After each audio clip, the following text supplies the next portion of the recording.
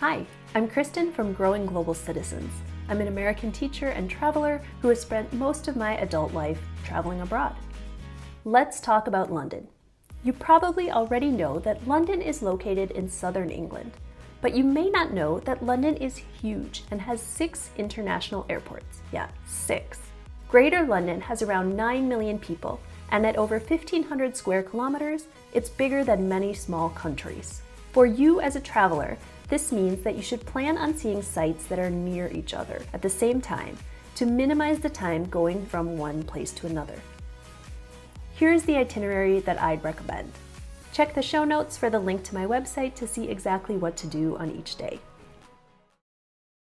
Start your day in a place that is truly the heart of Great Britain, Westminster Abbey.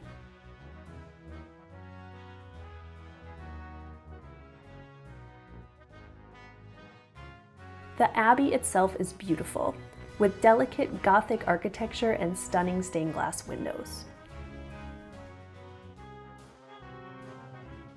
The church has over 1,000 years of history and has been the place where kings and queens are crowned since 1066. Plus, of course, it hosts the royal weddings.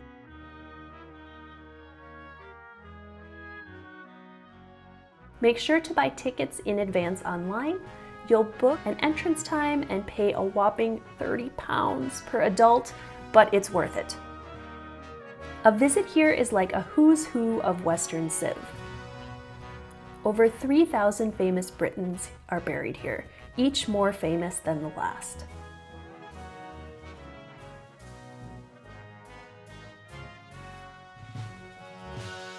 After Westminster, head to Buckingham Palace to watch the changing of the guard.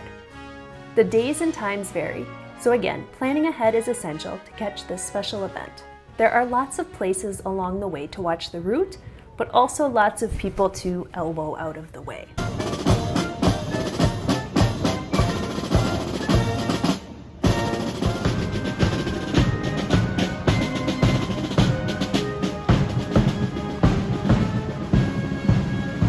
At this point, if you need some retail therapy, you can head to Harrods department store and find just about anything there. Or if you're more of a history buff, check out the Churchill War Rooms. This is the underground bunker where the British government and Winston Churchill operated from during World War II. Visitors get a feel for how difficult it was to live in cramped quarters with no daylight. Most of the display space is devoted to information about Winston Churchill, both before and after the war. In the evening, take a stroll through Chinatown and have dinner there or around nearby Piccadilly Circus. This is the famed London Theatre District, and there is no shortage of bars and restaurants here. I just loved the buzz and the feel of being in this area at night. There are so many options for theater in London, and tonight I'm going to go see Michael Jackson, the musical.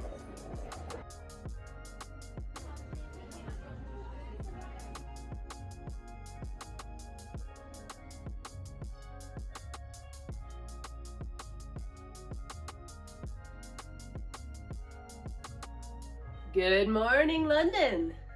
If you aren't afraid of heights, an option to start your morning or end your day with is a ride on the London Eye. At £29, it's a pricey experience, so if you want to just get the views, consider going and getting those elsewhere. Next, make your way to St. Paul's Cathedral. It was consecrated way back in 604 BCE, and the current cathedral, that was designed by Christopher Wren, was finished in 1711. Many royal events have happened here, including the wedding of Prince Charles and Lady Diana.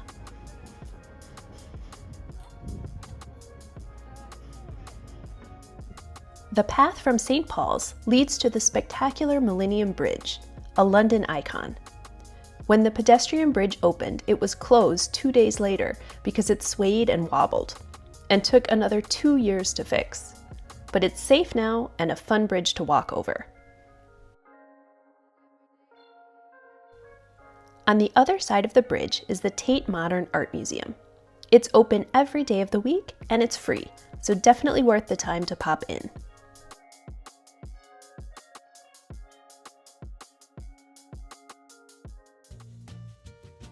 Right next door is Shakespeare's famous theatre, the Globe. It's a replica of the original, but still round and open air, so you can see Shakespeare's works like they were originally performed.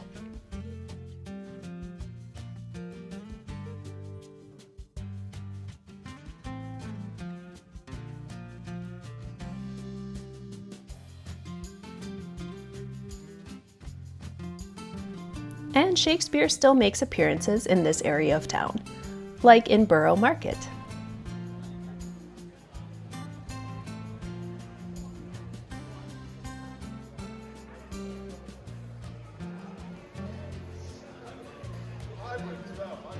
It smells amazing here at the Borough Market. I can't wait to get some food.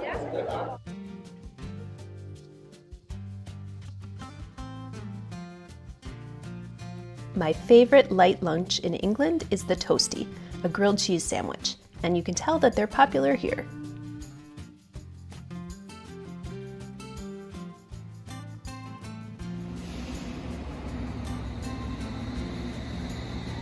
Later, take the Underground to Paddington Station to explore another part of the city, Little Venice. This affluent area of the city has a number of canals to walk along and many unique boat restaurants to enjoy.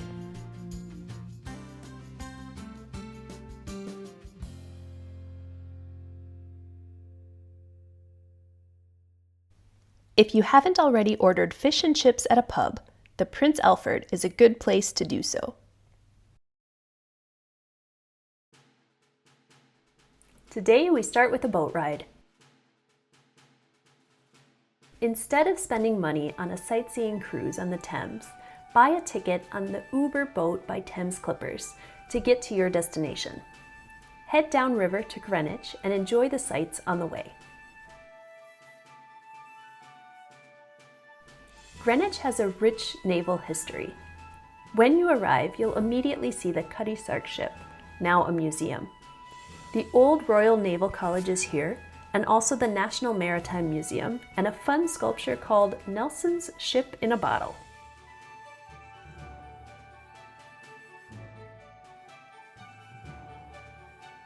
But the highlight of Greenwich is the Royal Observatory and the Prime Meridian.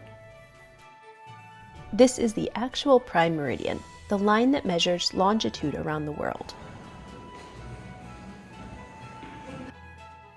Here, explorers and navigators struggled for centuries to measure time and distance, and many of the inventions they used along the way are on display.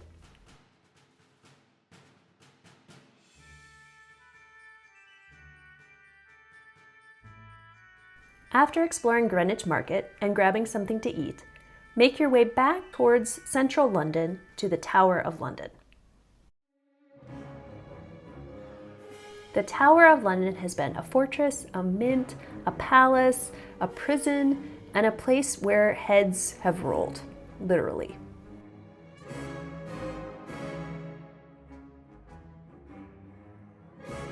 Prisoners came by boat through the Traitors' Gate and often never left again. Today, the yeoman wanders, or beef eaters, still take care of the tower and lead tours. You'll also see giant ravens on the ground. As the saying goes, if the ravens leave the tower, the crown will fall, and Britain with it. The tower includes a large armory with historical weapons on display. If you don't mind waiting in line, you can also see the crown jewels.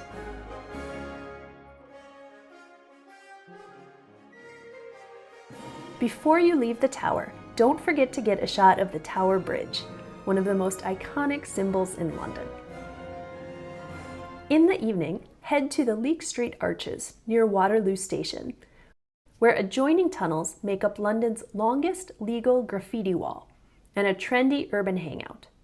You can take a graffiti class or have a drink at one of the many pubs and restaurants here. On day 4, if you are feeling up for a day trip that takes you outside of the city, you can take one that will take you to 2 iconic sites, Stonehenge and Windsor Castle. I'll link some of the options here, but be prepared to spend a lot of time on the bus if you do choose that. If you want to stay in the city, You can't miss out on the British Museum, one of the best in the world.